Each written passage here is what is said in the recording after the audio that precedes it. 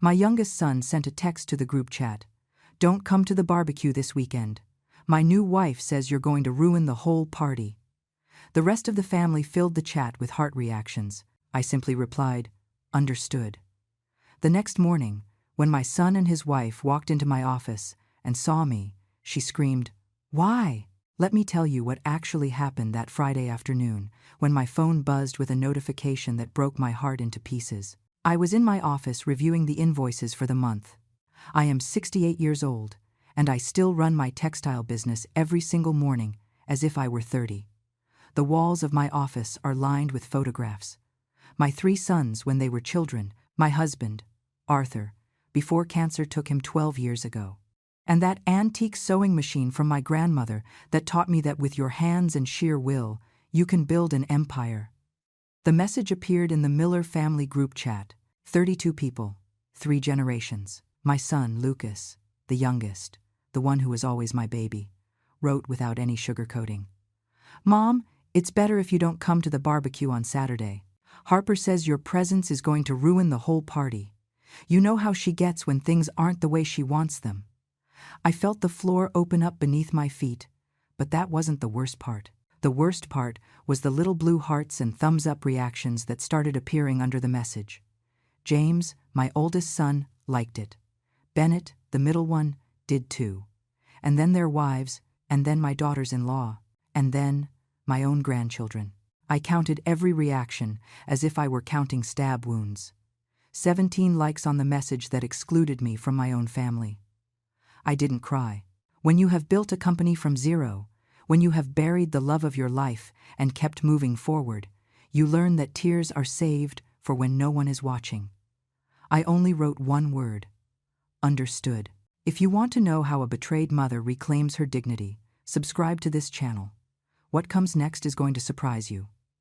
That night I stayed awake staring at the ceiling of my bedroom. The house was too quiet. Before, Fridays were for pizza and movies, with my sons arriving without warning, the grandkids running down the hallway. Now there was only an echo: Harper. That name repeated in my head like a song you can't stop hearing. She came into our lives 8 months ago like a hurricane. She met Lucas at a business convention in Las Vegas, wrapped him up with her perfect smile and her ambition disguised as sweetness. They got married 3 months later. I had a bad feeling from the start, but I stayed silent. Mothers always stay silent when we should scream. Lucas changed since he married her. My son, who used to call me every morning to ask how I had slept, started sending cold text messages. My son, who came to brunch on Sundays without fail, started making excuses. Harper has a migraine. Harper needs me to go with her to look at apartments. Harper, Harper, Harper. I built this textile business with my own hands. I started selling hand-stitched linens at the local flea market. Today I have 50 employees and revenue of over $100,000 a month. I paid for college for Lucas, for James, for Bennett. I bought them their condos. I gave them their first cars.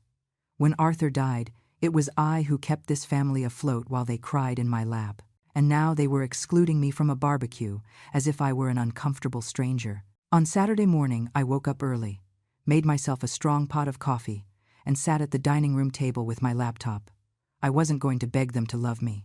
That, never. But I also wasn't going to sit with my arms crossed watching how they erased me from the story I wrote myself. I opened my email and called Mr. Harrison, my trusted attorney for 20 years. "I need to see you Monday, first thing. It is urgent." He didn't ask, he only confirmed. 8 in the morning. Then I opened the safe I have hidden behind the painting in the study. Inside are all the important documents: deeds, wills, contracts, and also something I stored by intuition a month ago, when I started noticing that Harper looked at my things with the eyes of an appraiser. I had hired a private investigator. Mothers have a sixth sense.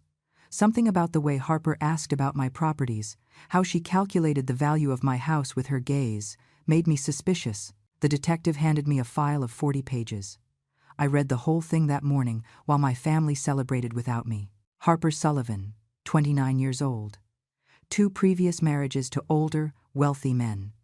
2 divorces with million-dollar lawsuits. Accusations of domestic violence that she later withdrew in exchange for juicy settlements, a pattern so clear it was scary. My son knew nothing of this.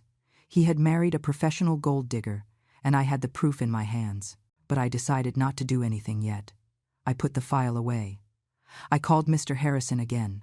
I want to modify my will and reorganize all my properties. I need to protect what I have built. Sunday went by slowly. None of my sons called to tell me how the barbecue was. None asked how I had spent the weekend. The silence hurt more than any insult. But something had changed in me. I was no longer the mother waiting for crumbs of affection. Now I was a woman who knew exactly what she was worth. On Monday at 8 in the morning, I was signing documents in Mr. Harrison's office when I heard voices in the reception area. It was Lucas. And he was with Harper. "Is my mom here? We need to speak with her. It's urgent." The secretary showed them into my private office.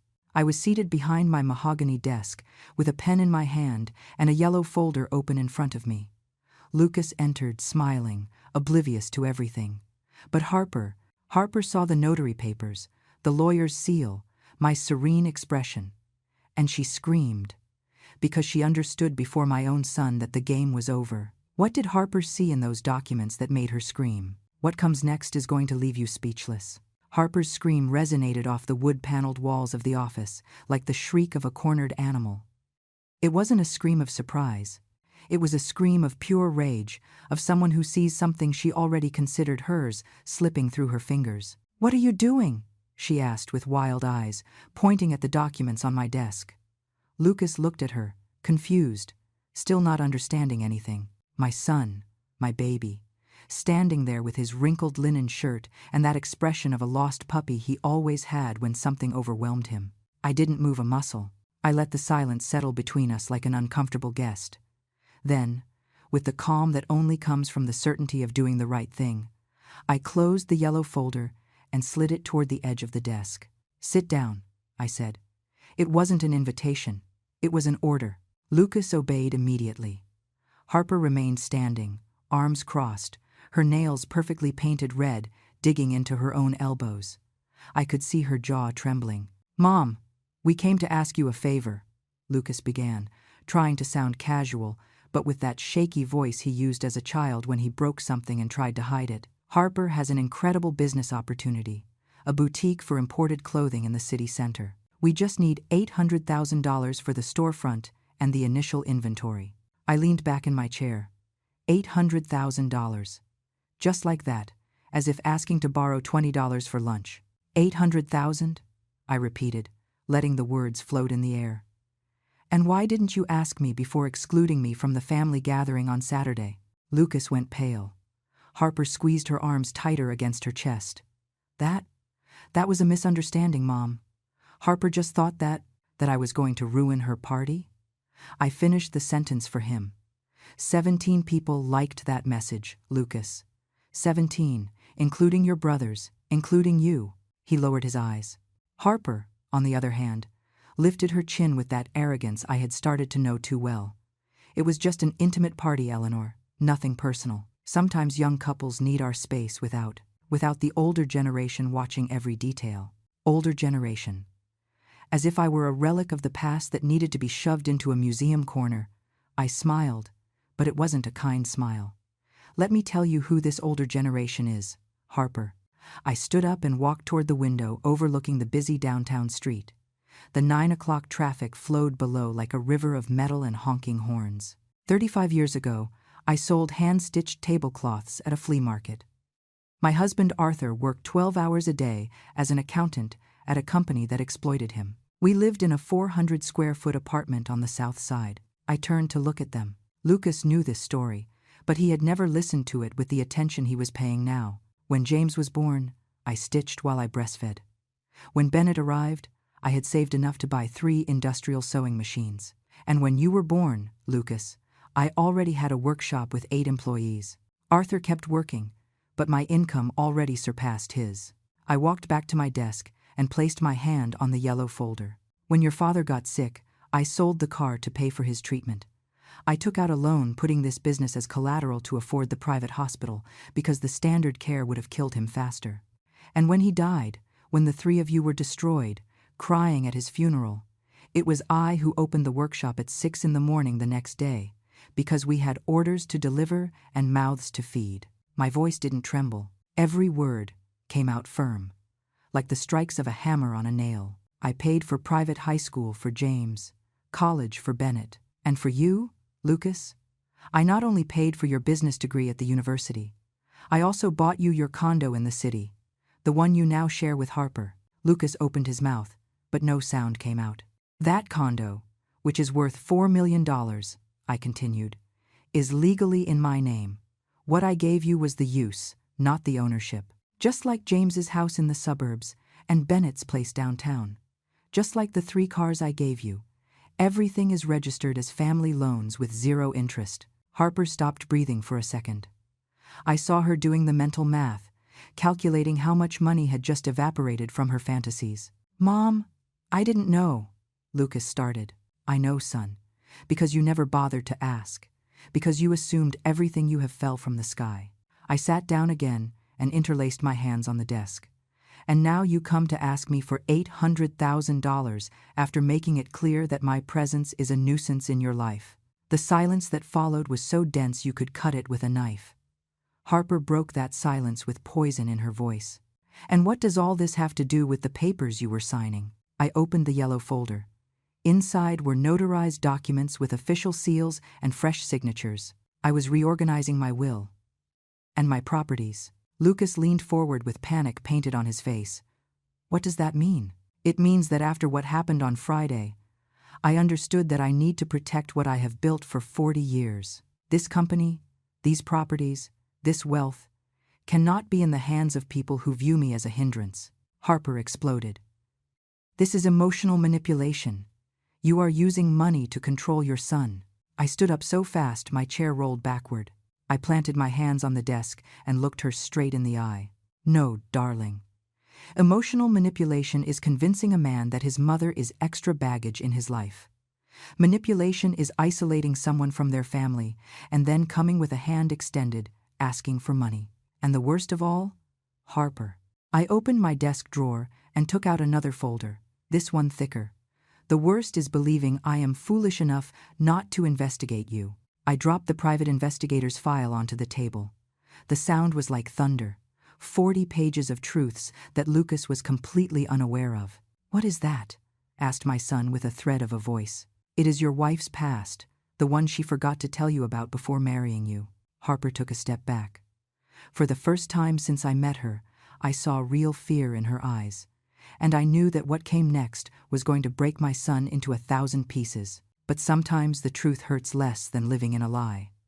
What secrets was Harper hiding? Wait until you see what I found. Lucas took the file with trembling hands. I saw his eyes scan the first page, then the second. His face went from white to red and then to an ashy gray that made me want to hug him like when he was a child and fell off his bicycle. But he was no longer a child, and this wasn't a scraped knee. Harper Sullivan, he read aloud, almost as if he didn't believe what he was seeing. First marriage. Robert Sterling, 62 years old, owner of a construction firm. Duration of marriage. 11 months. Divorce petition for psychological violence. Out-of-court settlement. $1,200,000 plus a condo in Miami. Lucas's voice broke. Harper tried to snatch the file, but he turned away, protecting it against his chest. Second marriage, he continued. And now his words came out choppy. Dr. Charles Evans, 58 years old, plastic surgeon. Duration, 13 months. Lawsuit for harassment and threats.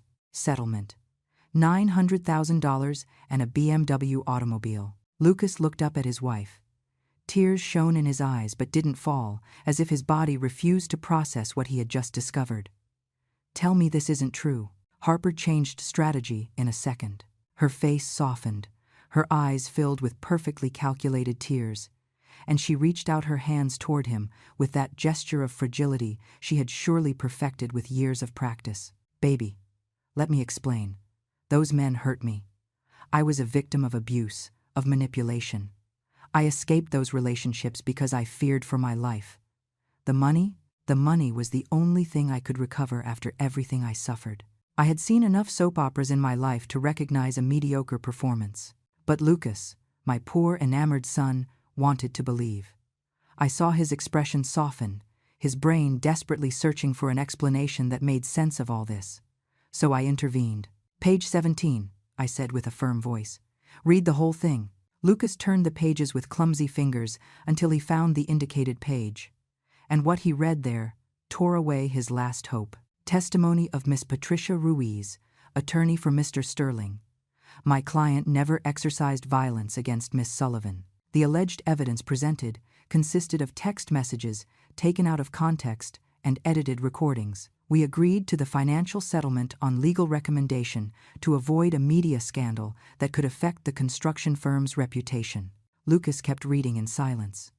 I knew what was coming because I had memorized that damn file. Testimonies from domestic staff describing Harper starting fights, recording them in secret, manipulating situations to later present herself as a victim. Invoices for an online course on legal strategies in divorces that she had taken 6 months before meeting each of her husbands.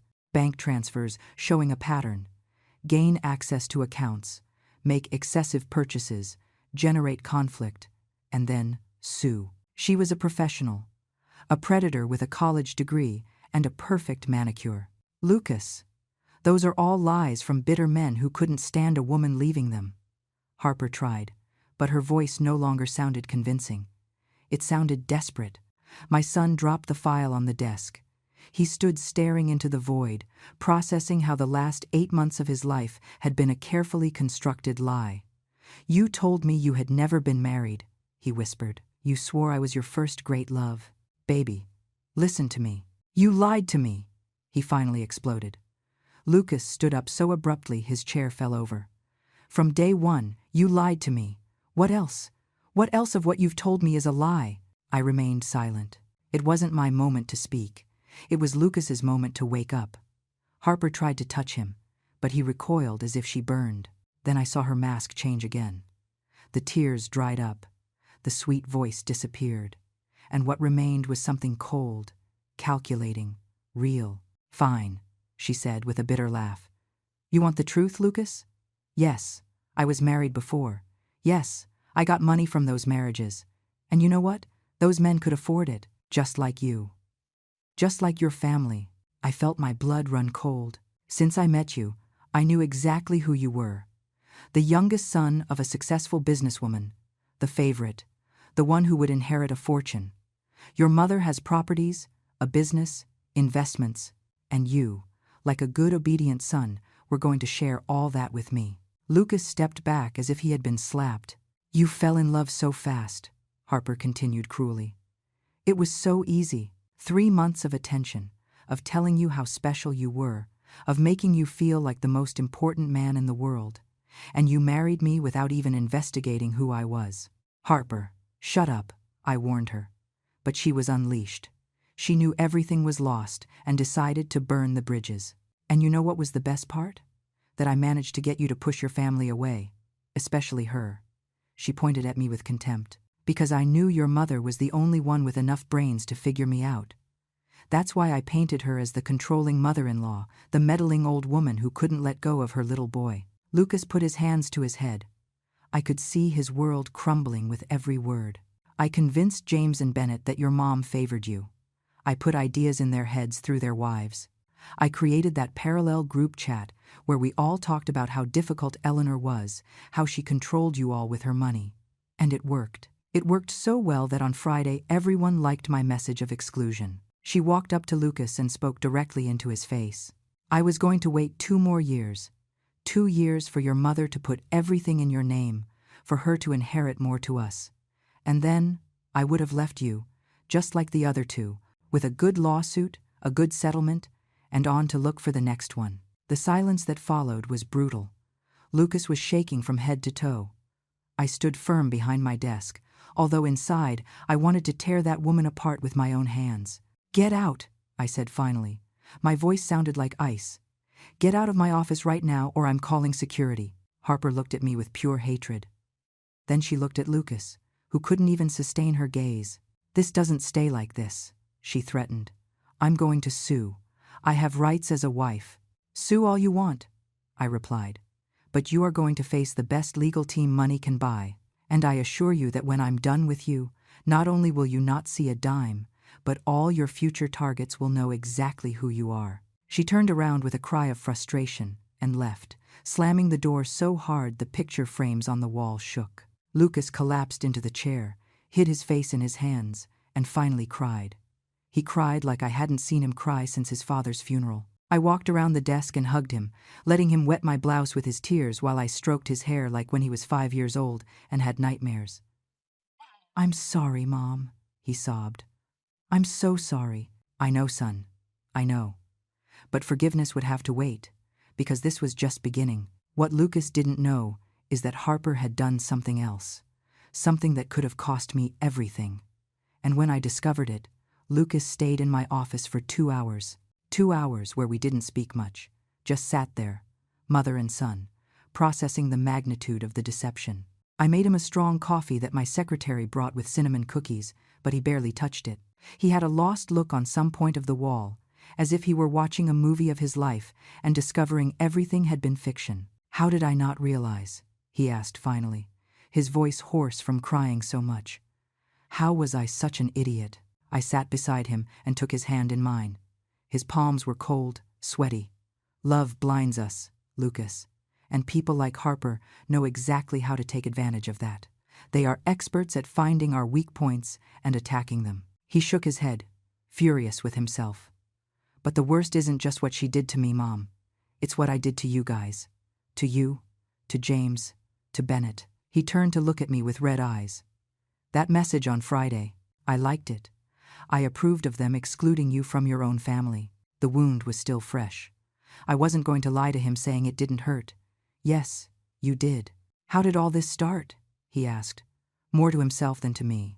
"At what moment did I let that woman convince me to push you away?" And there was the question I had also asked myself 1,000 times in recent weeks. Because Harper's manipulation wasn't a sudden event, it was a slow, meticulous process, like rust eating away at metal, drop by drop. "It started almost immediately after the wedding," I told him. "Do you remember that Sunday you came for lunch? I had made your favorite pot roast, the one that takes me 6 hours to make." Lucas nodded vaguely. Harper sat at the table and barely tasted a bite. She said the meat seemed too heavy for her diet, but she said it in such a way that it sounded like I was trying to poison her. "And you, honey, you defended her. You said I should be more considerate of her dietary preferences." I saw Lucas close his eyes, remembering. "Then there was the issue of the keys," I continued. "For 30 years, my 3 sons had a key to this house. You entered whenever you wanted. It was your home as much as mine. But Harper told you that was invasive, that a married couple needed privacy from the in-laws, and you gave me back your key." "Oh my God," he murmured. "And there was the WhatsApp group. Harper created a parallel one, right? One where I wasn't included. That's where she started planting her seeds of poison." Lucas looked up sharply. "How do you know that?" I sighed. This was the moment to confess something I had discovered that had broken my heart into even smaller pieces. "Because Sarah, your brother Bennett's wife, came to see me 3 weeks ago." Surprise painted Lucas's face. Sarah had always been the kindest of my daughters-in-law, the one who had been in the family the longest, mother of my 2 oldest grandkids. She arrived on a Tuesday afternoon, without warning. She sat in my living room and started to cry. She told me she had to tell me something because she couldn't handle the guilt anymore. I stood up and walked toward the window. The afternoon traffic was starting to congest. The city, in all its chaos, its beauty, its daily brutality. Harper created a group called the Miller Wives. It was her, Sarah, and Jessica, James's wife. That's where Harper started sowing discord. Daily messages about how I was controlling, about how I manipulated my sons with money, about how I stopped them from being independent. Lucas stood up, incredulous.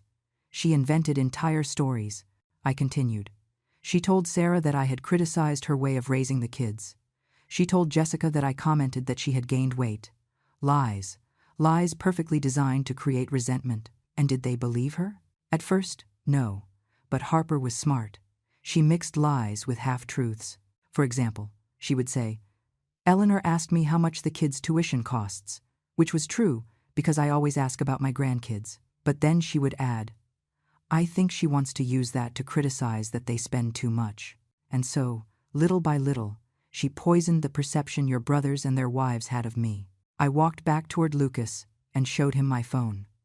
I had screenshots that Sarah had sent me, feeling the guilt of having participated in that. Lucas read message after message. Harper spoke of me as if I were a movie villain. She said, I spied on their social media to criticize them, that I commented negatively on their lives, that I compared my sons to each other to create rivalries. Every accusation was more absurd than the last, but repeated enough times, they started to believe her. That's why James stopped calling me, Lucas murmured, connecting the dots. Harper told him that you complained that he never visited you, when that wasn't true. Exactly. And that's why Bennett started acting cold toward me. Harper invented that I had said Sarah wasn't good enough for him. Lucas's phone rang. It was a message from James in the family group. Lucas, are you okay? Harper just posted on social media that Mom kicked you guys out of her office and threatened you legally. What is happening? Lucas looked at the screen and let out a bitter laugh. Even until the end, she keeps manipulating. He took his phone and started typing. Not in the family group, but in a new one he created right then. Brothers, we need to talk. The three of us. Urgent. It's about Harper and about Mom, and about how we let ourselves be fooled. The responses came almost immediately. James, I'm on my way. Bennett, where are you? An hour later, my 3 sons were seated in the boardroom of my company. James arrived straight from his architecture firm, still with blueprints rolled under his arm.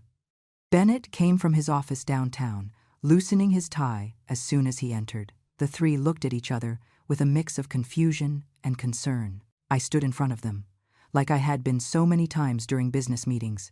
But this wasn't business. This was family. My family, the one I had built with love, sacrifice, and 40 years of tireless work. Thank you for coming, I began. I know you have questions.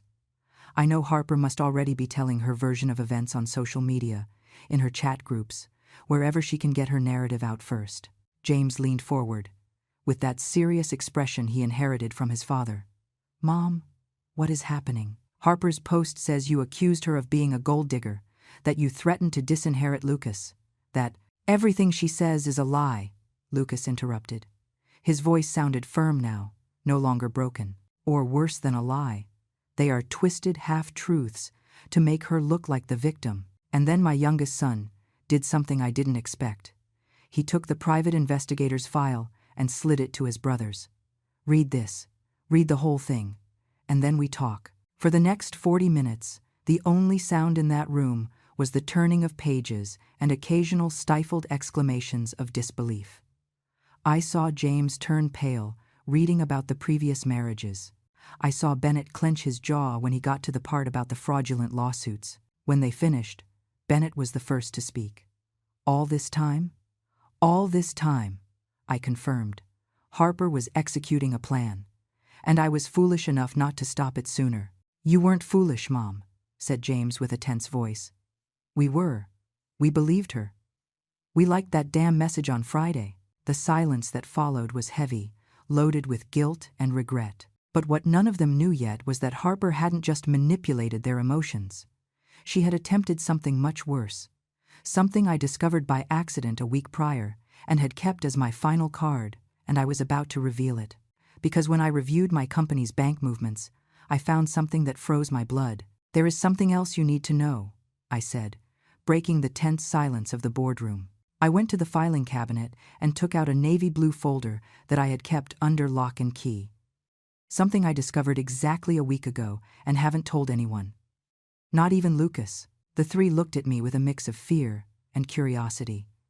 I placed the folder on the mahogany table with a sharp thud that resonated like a gunshot. The company accountant, Mr. Reynolds, came to see me last Tuesday.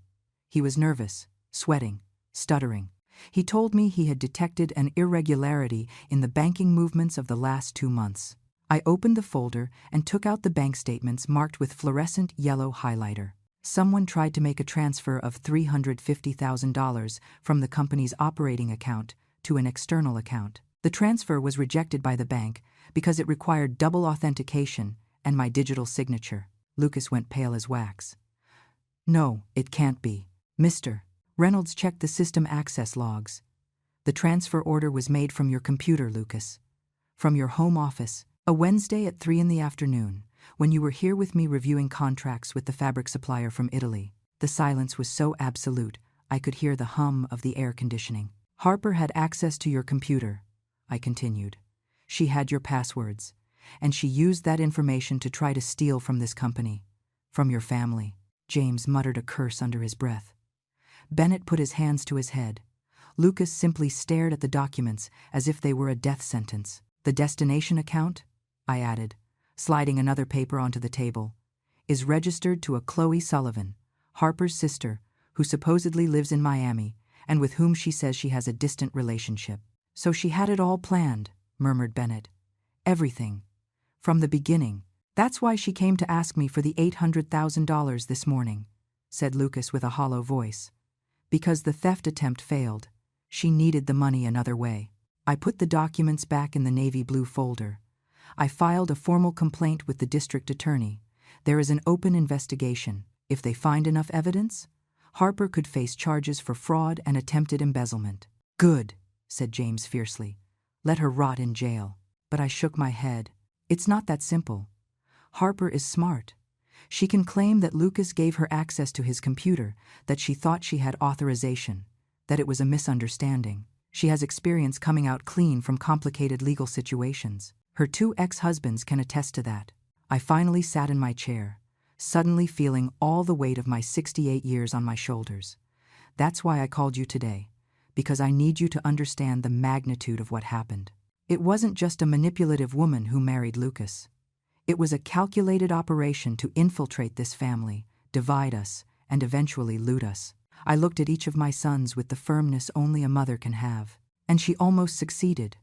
Because you 3, my sons, the men I raised to be strong, supportive, united, liked a message that excluded me from a family gathering. Do you know how that felt? James lowered his gaze. Bennett bit his lip. Lucas already had tears running down his cheeks again. It felt as if everything I built had served for nothing. As if the 35 years I spent building this business, paying for your schools, your apartments, your lives, had been erased with a simple like button. My voice broke at the end. I couldn't help it. All the rage, the pain, the accumulated disappointment came out in those words. Mom, James started, but I raised my hand to stop him. Let me finish.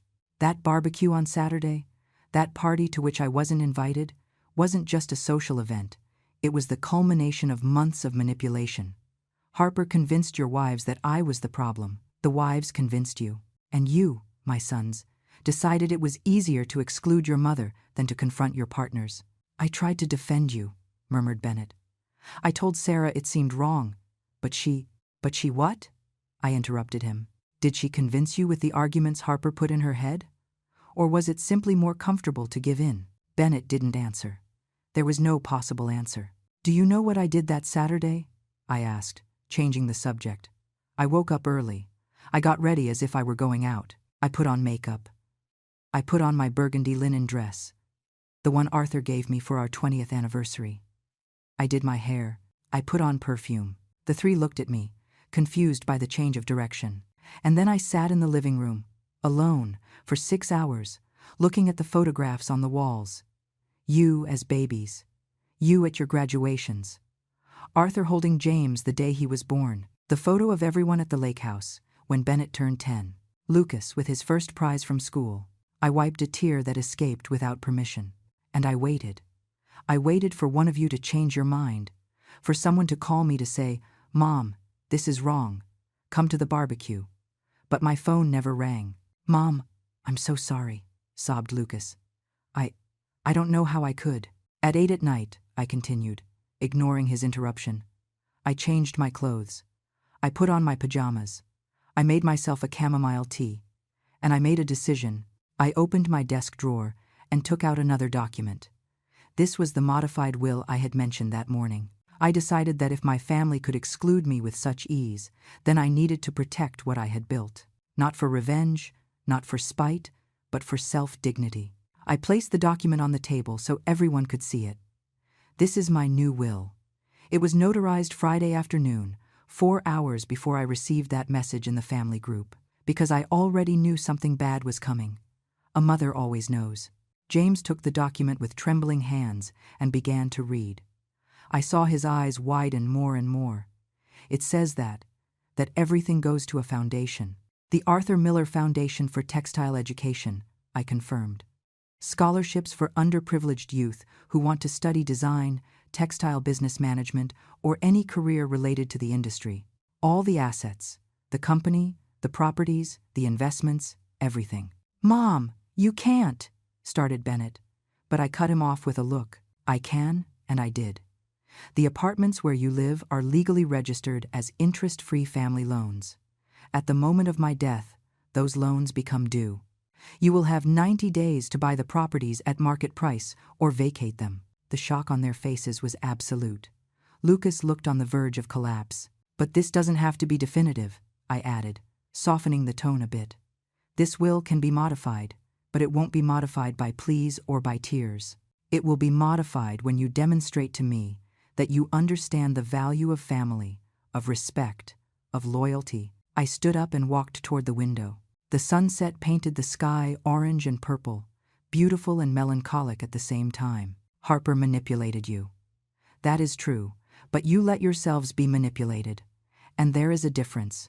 She is the villain of this story, but you are not innocent victims. You are adult men who made decisions that hurt me deeply." I turned to face them one last time. So now comes the hard part. Lucas has to get divorced and face the legal consequences of having married a con artist. James and Bennett have to go home and explain to their wives how they let themselves be poisoned by the gossip of a manipulator. And the three of you have to decide what kind of sons, what kind of men you want to be from now on. I walked toward the door of the boardroom and opened it. "Now leave. All of you. Process this. And when you are ready for a real conversation, one where you assume complete responsibility for your actions, call me." "Mom," tried James. "Go," I repeated, firmly. One by one they left. Lucas was the last. He stopped in the doorway and looked at me with shattered eyes. "Can you forgive me someday?" I looked at him for a long moment. "Forgiveness isn't something that is given automatically, son. It is something that is earned, day by day, with actions, not with words." He nodded and left. I stayed alone in that boardroom, surrounded by documents that proved betrayal, manipulation, and the fracture of my family. And for the first time in many years, I allowed myself to cry. But they were different tears than before. They weren't tears of defeat, they were tears of liberation. Because finally, I had recovered something I had lost without realizing it. My dignity. But Harper wasn't going to give up so easily. What she did next forced me to show what I'm really made of. 4 days of absolute silence passed. 4 days in which my phone remained mute, no messages from my sons, no calls, no signs of life. I kept my routine. I arrived at the company at 7 in the morning. I reviewed orders. I supervised production. I attended to clients. As if nothing had happened. As if my world hadn't split in two. But the nights were different. At night I sat in the dining room of my house. That huge dining room with capacity for 12 people that now only housed me. And I asked myself if I had done the right thing, if I had been too hard, if I should call them first. Then I remembered that, like on the exclusion message, and the doubt vanished. On Thursday morning, my secretary knocked on my office door with a worried expression. "Mrs. Miller, there is a person insisting on seeing you. She doesn't have an appointment." I told her I needed to schedule, but she refused to leave. "She says it's urgent." "Who is it?" I asked without looking up from the contracts I was reviewing. "Harper Sullivan." The pen slipped from my fingers. I looked up slowly and looked at my secretary, trying to confirm I had heard correctly. "Harper is here?" "In the waiting room. She has been there for 40 minutes. She says she won't leave until she speaks with you." I felt adrenaline starting to run through my veins. After everything that had happened, after having been unmasked, that woman had the nerve to show up at my company. "Send her in," I said finally. "And stay close. If you hear screaming, call security." My secretary nodded and left. I used those seconds to compose myself. I fixed the amber necklace that had been my grandmother's, the one I wear when I need to remember where I come from and what I'm made of. I breathed deep 3 times, and I prepared for war. Harper entered with a firm step, head held high, dressed in a black tailored suit that probably cost more than what my employees earn in 2 months. But there was something different about her. The dark circles under her makeup, the nails that were once perfect now bitten at the corners, the heels that didn't match her bag. She was crumbling. "Eleanor?" she said, and her voice sounded forcedly kind. "Thank you for seeing me. I didn't receive you out of courtesy," I replied without inviting her to sit. "I received you out of curiosity. After everything that happened, what the hell are you doing here?" She swallowed hard. For a moment I saw a flash of the real Harper, the vulnerable, the scared one. But she composed herself quickly. "I came to talk, woman to woman, without lawyers, without Lucas, without anyone else. What could you and I possibly talk about? About a settlement." I couldn't help but let out a bitter laugh. "A settlement? You? The one who tried to steal from my company? The one who manipulated my entire family? The one who almost destroyed the relationship with my sons? You want to negotiate?" Harper squeezed her bag so hard her knuckles turned white. "Look, I know I made mistakes. I know things got out of control. But it doesn't have to end like this. We can reach an arrangement that benefits us both." "Enlighten me," I said, crossing my arms. "What possible benefit could I get from reaching an agreement with you?" She sat down without me inviting her, dropping her bag on the leather armchair next to her. "I leave. I disappear from Lucas's life, from your life, from the life of the whole Miller family. I sign the divorce without asking for alimony, without making a scandal, without lawsuits. I go quietly. And in exchange, $2 million. The figure floated in the air like a slap. $2 million. The equivalent of what my company generates in a month of work. The price this woman put on her silence. I sat slowly in my chair, studying her carefully. It was fascinating to see how her brain operated. Even in defeat, even discovered, she kept looking for ways to extract money from the situation. $2 million, I repeated slowly. "And if I refuse?" Harper's eyes hardened. "Then this gets ugly, very ugly. I can go to the media and tell my version of the story. The rich businesswoman who abuses her power to destroy her son's wife because she doesn't consider her good enough. I can make your reputation, your company, everything you have built go down the drain." "I see," I said with a calm I didn't feel. "Blackmail, then? I call it smart negotiation." I stood up from my chair and walked toward the small bar I have in my office. I poured myself a glass of water, taking my time, forcing her to wait. Every second of silence increased the tension. "Let me tell you a story, Harper," I began finally without looking at her. 35 years ago, when I started this business, a supplier tried to scam me. He sold me low-quality fabric, passing it off as premium material. I was new, inexperienced. He thought he could fool me easily. I turned and looked her straight in the eye. Do you know what I did? I sued him.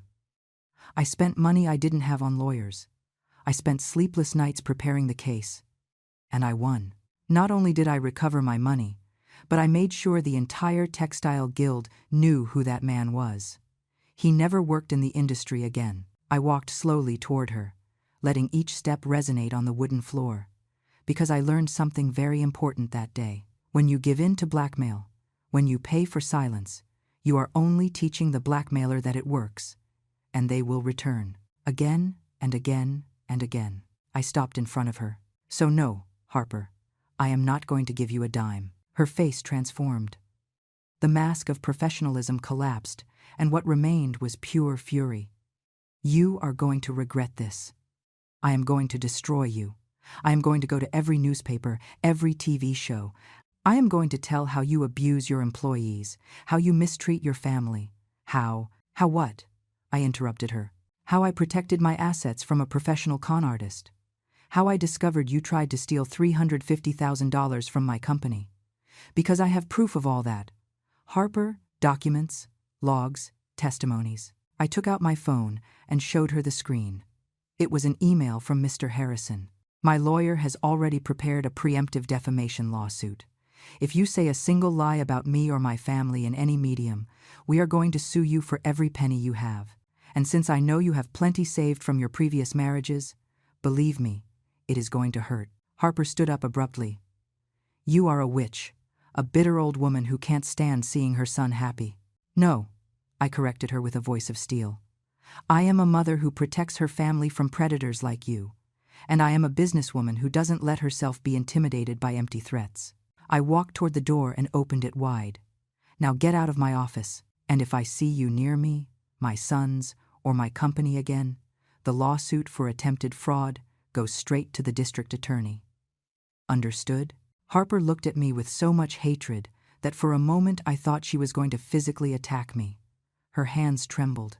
Her breathing was agitated. Her whole body vibrated with contained rage. This doesn't end here, she hissed between her teeth. Yes, it ends, I responded. Here and now, because I am going to tell you something that maybe no one has told you before. I was poor too.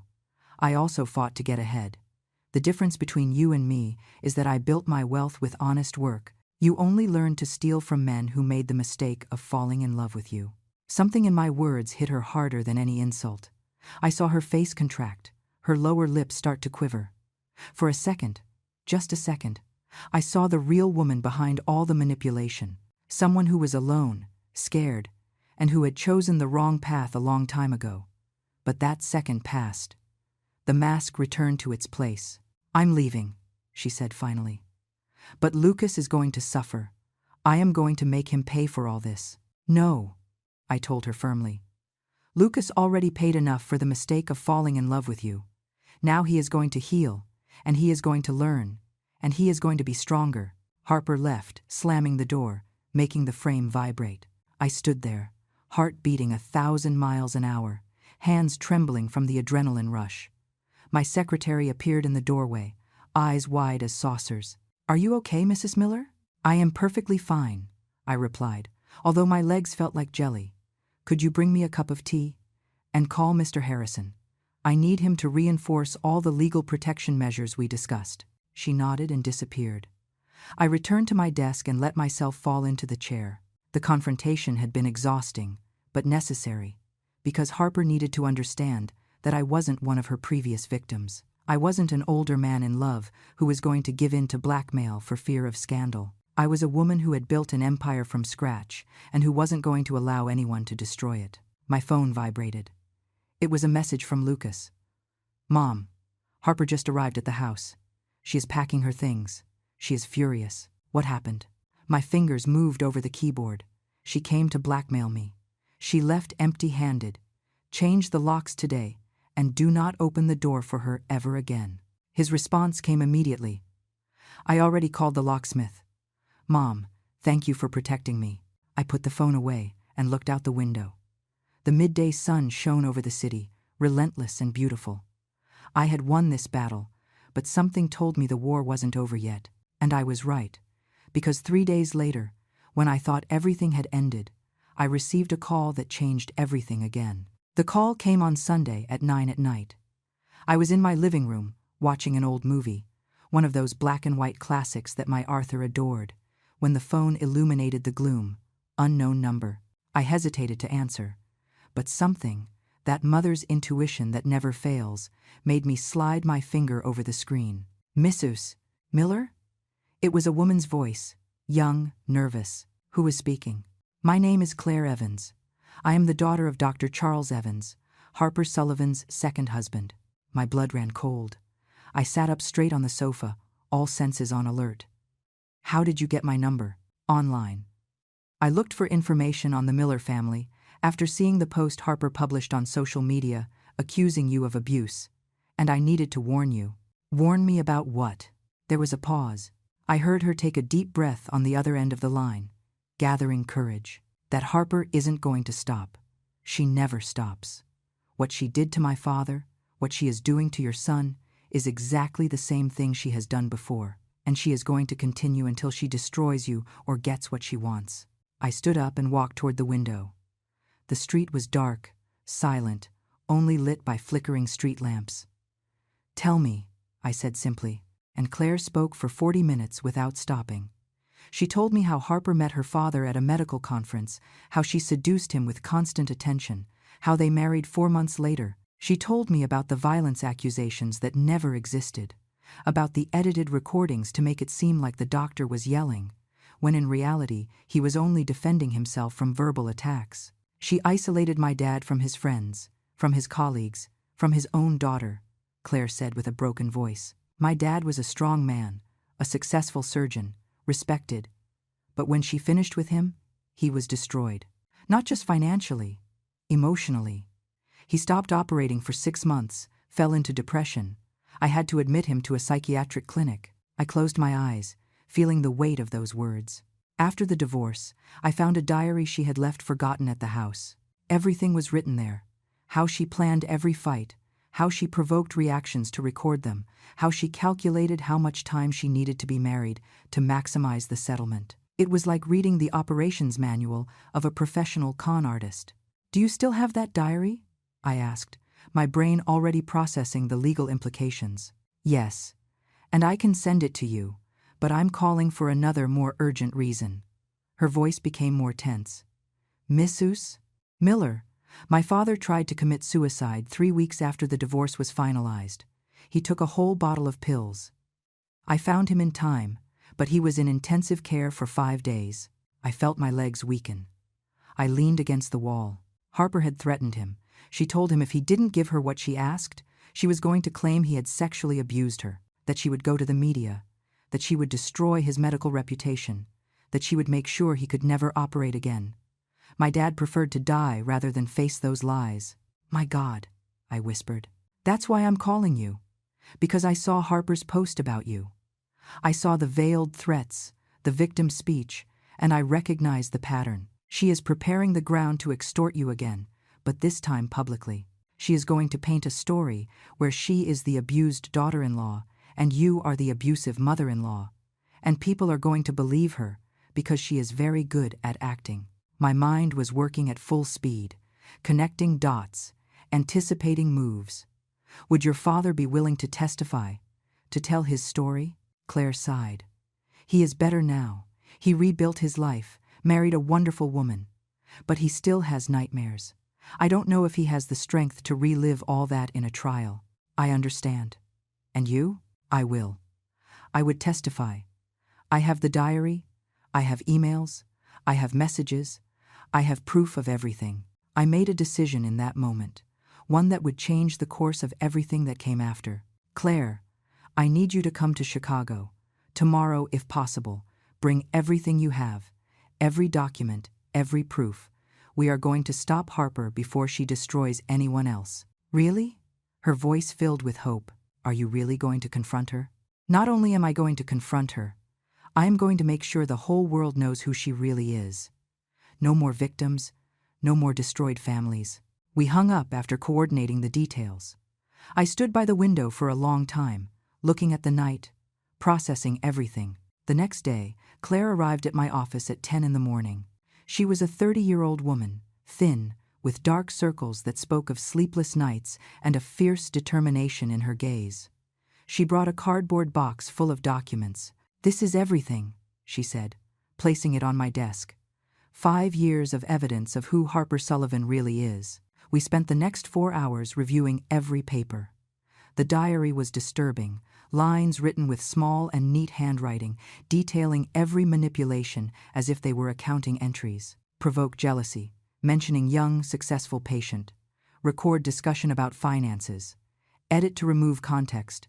Threaten with public accusations.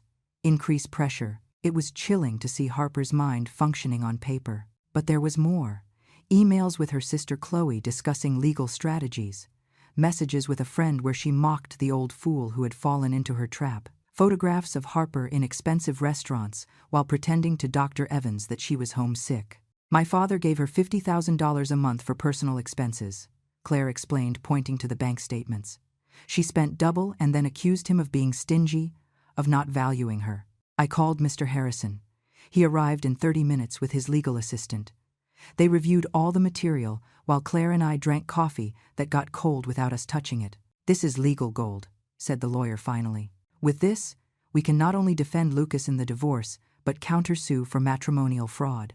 And if Harper makes any false accusation public, we have a basis for a defamation lawsuit with punitive damages that will leave her in ruins." "I want more than that," I said with a firm voice. "I want this to reach all her future targets. I want that when someone searches her name on the internet, This is the first thing they find. Claire looked at me with gratitude, mixed with something that looked like satisfied revenge. My father never wanted to do this. He said it was better to turn the page, to forget. But I could never forget seeing him in that hospital bed, with tubes in his arms, because she had driven him to that point. I took her hand across the table. She isn't going to hurt anyone else anymore. I promise you.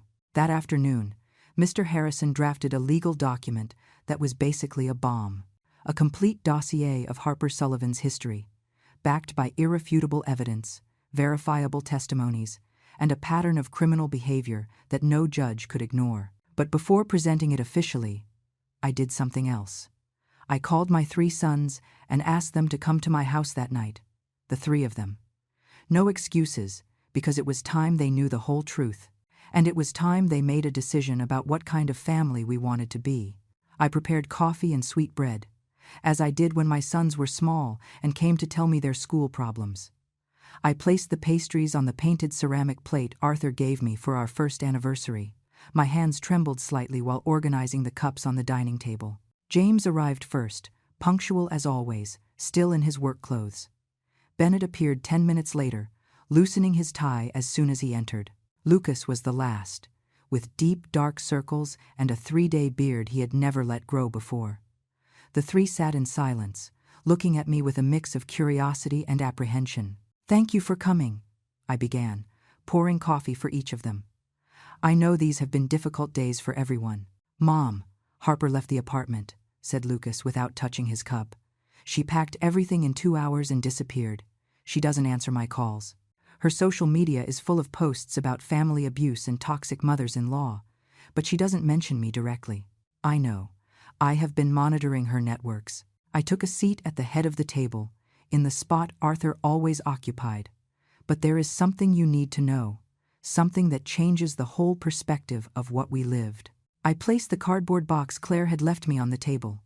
The 3 looked at it as if it were a bomb about to explode. "Yesterday, I received a call from the daughter of Harper's second husband, Dr. Charles Evans, a plastic surgeon from Phoenix." I paused, letting the information settle. "That woman came all the way here to warn me and to give me this." I took out Harper's diary and placed it on the table. The cover was black leather, elegant, expensive, like everything Harper chose. "This is Harper's personal diary. She forgot it at Dr. Evans's house when she left. Documented here is every step of her plan to manipulate him, extort him, and finally destroy him." James reached out and took the diary cautiously, as if touching something contaminated. He began to read aloud, his voice increasingly tense with every line. "Day 42. Charles mentioned that his daughter Claire is going to inherit the clinic. Need to sow doubts about her capacity. Suggest she is manipulating him. Create distance between them to have full access to finances." Bennett leaned in to read over his brother's shoulder, his face paling. "Day 87. Provoke fights about his work hours. Record only my part crying. Edit to make it look like he is yelling.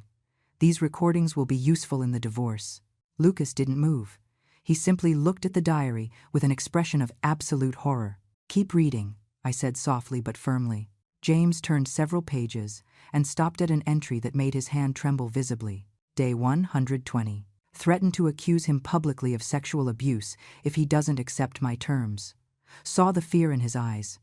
He knows an accusation like that, even false, would destroy his career. Doctors don't survive scandals. I have all the power now. The silence that followed was so dense it could be felt physically. James slammed the diary shut and pushed it toward the center of the table, as if it burned. "That man tried to commit suicide 3 weeks after the divorce," I continued. "He took a whole bottle of pills. His daughter found him in time, but he was in intensive care for 5 days." Lucas emitted a choked sound, something between a sob and a moan. He put his hands to his face. I was going to marry that. I was already married to that." "Yes," I confirmed.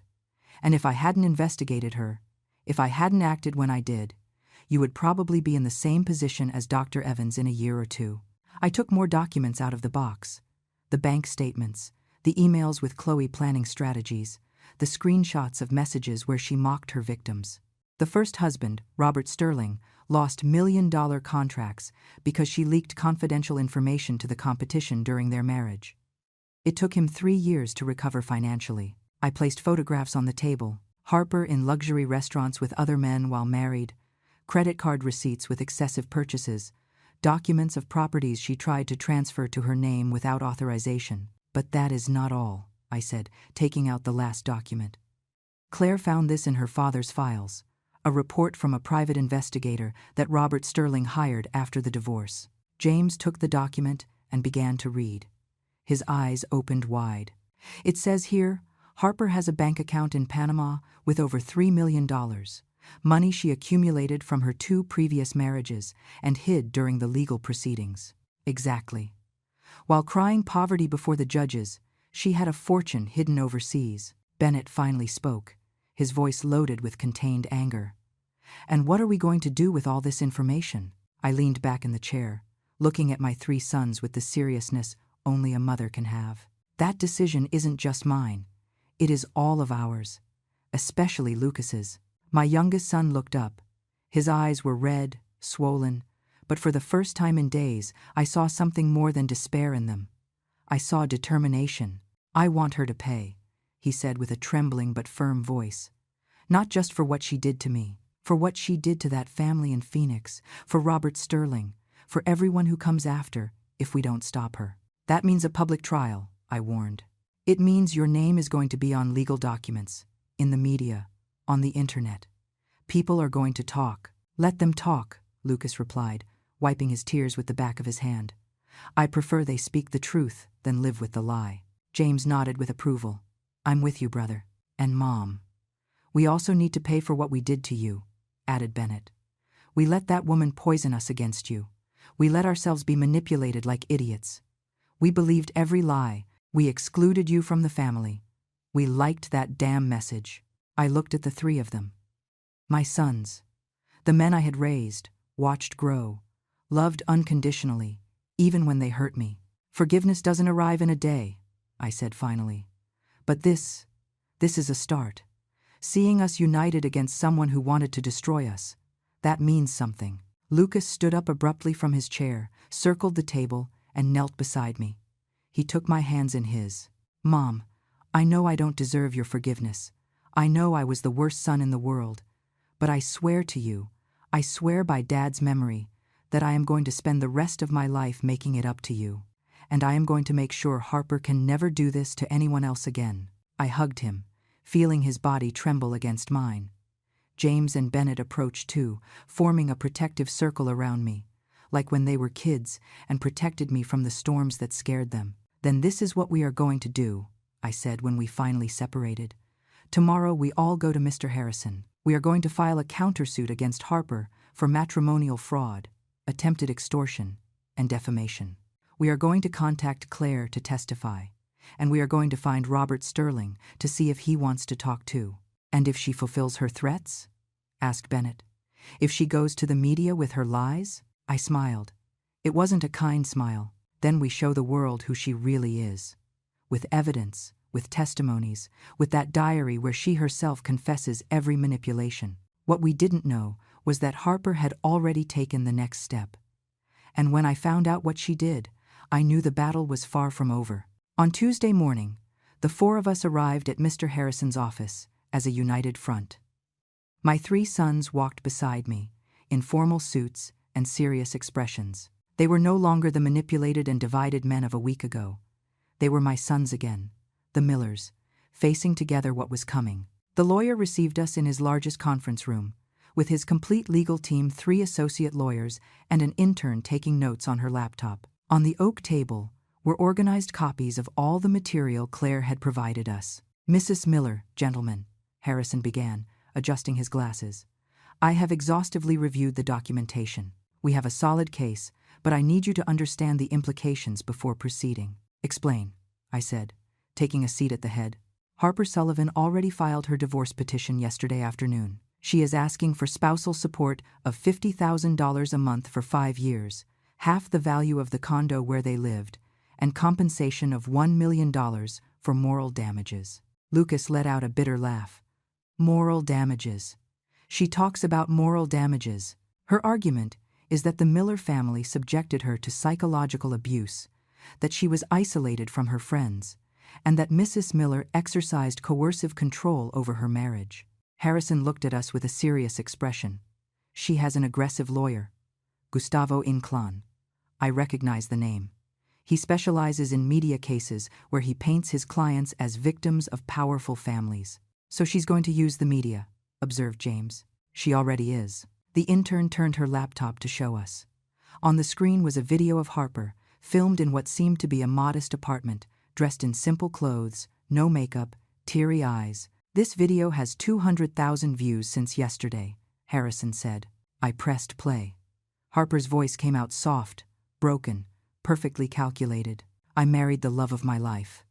I thought I had found a family, but what I found was control, manipulation, and rejection. My mother-in-law never accepted me. From day one, she made it clear I wasn't good enough for her son. She excluded me from family decisions. She humiliated me in front of others. And when I tried to defend myself, she threatened to take everything from my husband if I didn't divorce him. I felt the rage rising in my throat like bile. Today I begin my legal process, not for money, but for justice. For all the daughters-in-law who are treated like intruders in families that should welcome them with love. For all the young women who marry men from powerful families only to discover the true marriage is with the controlling mother-in-law. The video ended with Harper wiping her tears and looking directly at the camera with an expression of wounded dignity. She is good, admitted Bennett with disgust. Very good. If I didn't know the truth, I would believe her. The comments are worse, added the intern, scrolling down. All mothers-in-law are the same. Rich families think they can buy people. Poor woman. Hope she gets justice. She has thousands of messages of support. Harrison cleared his throat. This is what I warned you about. Harper is building a public narrative where she is the victim. If we proceed with the countersuit, this is going to get media heavy. They are going to scrutinize your lives. They are going to look for anything that supports her version. But we have the truth, said Lucas with a firm voice. We have the diary, the testimonies, the proof of the attempted theft. Yes, and that will eventually win in court. But in the court of public opinion, the truth isn't always enough. People tend to believe whoever cries the loudest. I stood up and walked toward the window. Below, the city bustled with life. Cars, people, businesses, all those people with their own stories, their own dramas, and now mine was about to become public entertainment. Mr. Harrison, I said without turning around. What happens if we present everything publicly? Not in a lawsuit yet, but as preemptive evidence? We upload the content of the diary, Claire's testimonies, everything. There was a tense silence behind me. It would be risky, the lawyer finally responded. It could be seen as a defamation campaign on our part, or it could be seen as the truth coming to light before the lies take root.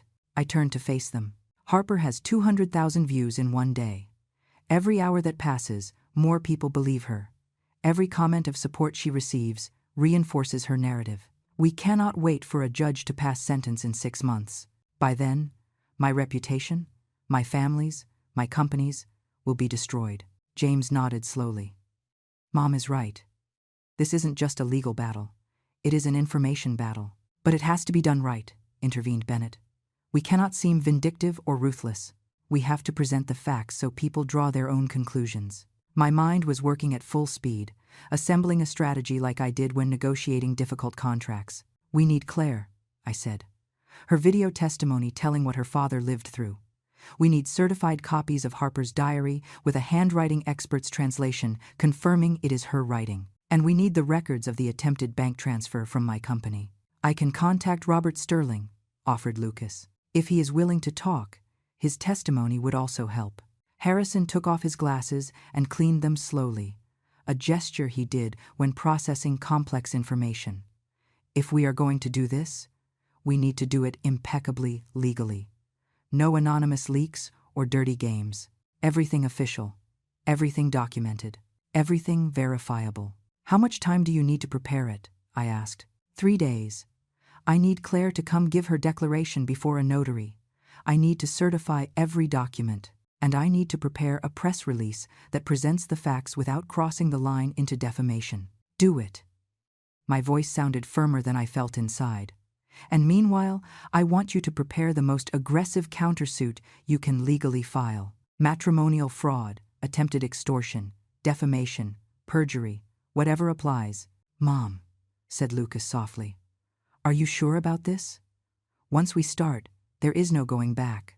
I looked at him, and his brothers, and saw in their eyes something I hadn't seen in months. Respect, solidarity, family, I am sure. Because this isn't just about me or you anymore. It is about Claire, who had to see her father in intensive care.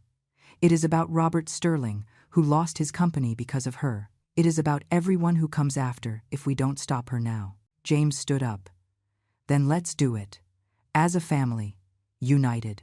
Bennett also stood up, followed by Lucas. The three circled the table and formed a circle with me in the center. The Millers don't give up, said Bennett, repeating the phrase Arthur always said when we faced problems. The Millers don't give up, we all repeated in unison. We left that office with an action plan and iron determination. But while we walked toward the parking lot, my phone vibrated with a notification. It was an anonymous message, no identifiable number. I thought you were smarter, Eleanor. Now you are going to discover what happens when you mess with someone who has nothing to lose. The message included a photograph. It was of my house, taken that same morning, with a red circle marking my bedroom window. My hands started to tremble. Lucas saw my expression and took the phone from me. What is it? My God, he showed the image to his brothers. She is threatening us. She knows where Mom lives. We go back to Harrison, ordered James. Right now, this is harassment and threats. We need an immediate restraining order. But while we returned to the building, a cold certainty settled in my chest. Harper had crossed a line. She was no longer just a con artist looking for money. She was someone dangerous, desperate, capable of anything. And I had just discovered how far she was willing to go to protect her secret. The restraining order was issued in 48 hours. Harper couldn't come within 500 yards of me, my sons, or my company. I installed security cameras in every corner of my house and hired private security. My sons took turns staying with me at night, as if I were the fragile old lady who needed protection. I let them do it because I knew they needed to feel useful, to redeem themselves somehow. Claire arrived on Thursday, and we recorded her testimony in Harrison's office. She cried, recalling finding her father unconscious on the bathroom floor, describing the months of psychiatric therapy. The nights where he woke up screaming because he dreamt Harper fulfilled her threats. The video was 22 minutes long and was devastating in its raw honesty. Robert Sterling, to my surprise, also agreed to speak. He traveled from Texas, a 65-year-old man, with gray hair and hands that trembled slightly when holding the documents, proving how Harper had leaked confidential information from his company. He had lost $3 million contracts, had to fire 40 employees, and his reputation in the construction industry never fully recovered. I believed it was love, he said in front of the camera, his voice loaded with shame. She made me feel young again, important, desired, and I, like a vain idiot, gave her access to everything, my accounts, my contracts, my life. When I realized the mistake, it was already too late. On Friday morning, Mr. Harrison organized a press conference, not in a luxurious hotel, nor with a grand media display, but in my company's boardroom with half a dozen carefully selected reporters from reputable outlets. I sat in the center, flanked by my three sons. To my left was Claire. To my right, Mr. Harrison, with a thick folder of certified documents. Thank you for coming, I began, looking directly at the cameras. My name is Eleanor Miller. A week ago, a woman named Harper Sullivan published a video accusing me of being an abusive mother-in-law who destroyed her marriage to my son. Today, I am here to present the truth. I didn't raise my voice. I didn't act dramatically. I simply spoke with the calm of someone who has all the evidence on their side. Harper Sullivan is a professional con artist. She has been married 3 times to successful men older than her.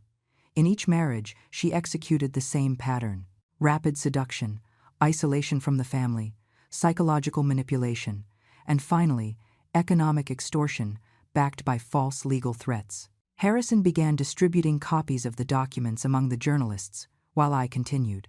I have here Miss Sullivan's personal diary, where she herself documents her manipulation strategies.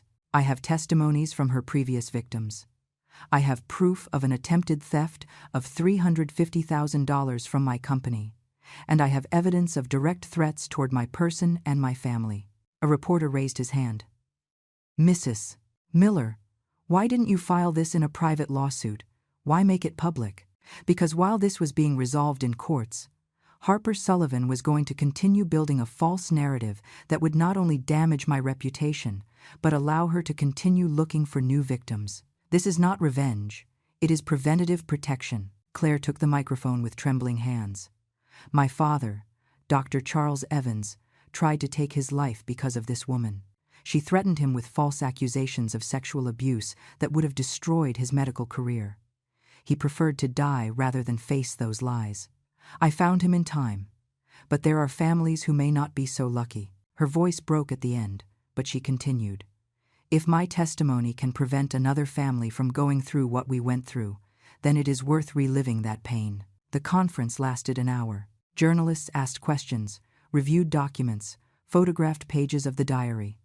Lucas gave his testimony, explaining how Harper had manipulated him to distance himself from his family. Robert Sterling participated via video call from Texas, describing how he lost his company.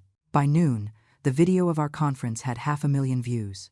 By the afternoon, all major outlets had covered it, and by night, Harper's original video had been deleted from all her social networks. But she didn't stay quiet. At 11 at night, she published a furious response, full of capital letters and exclamation points, accusing us of conspiring to destroy her, of falsifying evidence, of being a powerful family, crushing a vulnerable woman. The comments on her post were brutal. There was no support anymore. Only people citing the proofs we had presented, calling her a scammer, liar, predator. Her victim narrative had crumbled in a matter of hours. 2 days later, her lawyer resigned from the case publicly, saying he had been deceived by his client. Harper was left without legal representation and with a reputation torn to shreds. The divorce hearing was quick and devastating for her. The judge reviewed all the evidence, heard the testimonies, and ruled that not only would she receive no alimony or compensation, but she had to return gifts and assets she had acquired fraudulently during the marriage. The condo remained completely in Lucas's name. She left the court crying, but this time no one believed the tears.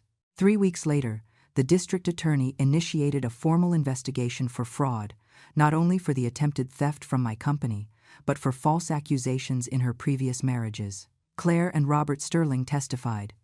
The evidence was overwhelming. Harper tried to flee to Panama, where she had her secret account, but authorities detained her at the airport with a travel ban. The investigation continued, and she faced years of legal process. A month after all this, I organized a family dinner at my house.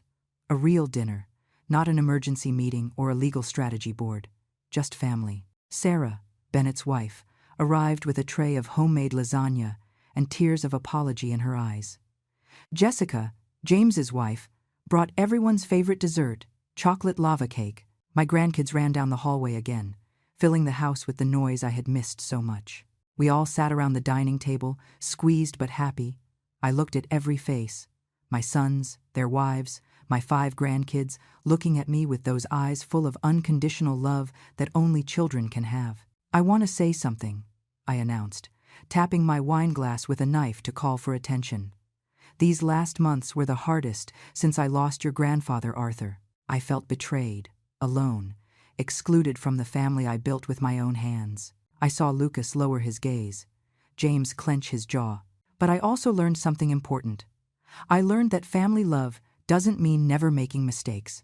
It means having the courage to recognize mistakes and the commitment to amend them. You were wrong. I was also wrong waiting too long to confront the problem. I took an envelope out of my pocket. This is the will I modified a month ago, the one that left everything to a foundation. I held it up so everyone could see it. Today, I destroyed it. I lit a candle in the center of the table and brought the corner of the document to the flame. The paper burned slowly while everyone watched in silence. I made a new one that reflects what I really want, that this family continues united, strong, taking care of each other. The company will be divided equally among my 3 sons. The properties will be distributed fairly, And yes, there will be a foundation with Arthur's name, because that dream is still important. Tears ran freely down my son's cheeks now. But this comes with conditions, I continued, my voice firm. Mandatory family gatherings every Sunday. Honest communication always. And never, ever, exclude a member of this family based on gossip or third-party manipulations again. Understood? Understood. Everyone responded in unison, with broken but firm voices. Lucas got up and hugged me so tight I could barely breathe. Then James, then Bennett. Soon we were all in a group hug, crying and laughing at the same time. That night, after everyone left, I stayed alone cleaning the kitchen. I found an old photograph stuck with a magnet on the refrigerator. Arthur and I on our 20th anniversary, smiling under a starry sky at the lake. We did it, my love, I whispered to the photograph. Our family is okay. It is complete again, and for the first time in months, I slept through the night without nightmares. Because true wealth was never in my properties or my company. It was always at that table full of voices, laughter, and love. And now I knew it with a certainty no one could ever take from me. If this story touched your heart, if you recognized in Eleanor the strength of your own mother or grandmother, leave me a comment telling me where you are watching from. Like this video if you believe family respect is non-negotiable, and subscribe to join me for more stories of dignity, courage, and true love. Because we all deserve families that value us, not exclude us.